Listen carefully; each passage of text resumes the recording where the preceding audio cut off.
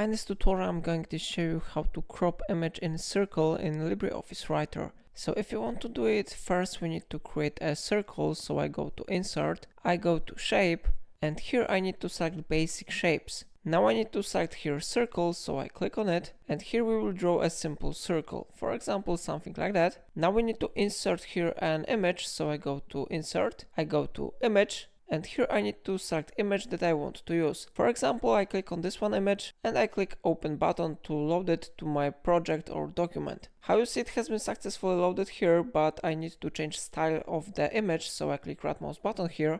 And now I need to select here Area. Here we should have selected image settings, and now we need to change style from tiled to stretched. We need to select this one option, and now we need to click OK button to save changes. And in this way our image has been successfully cropped in circle. So if I helped you, remember to like this video and subscribe my channel, and please let me know in the comment if it's a software problem.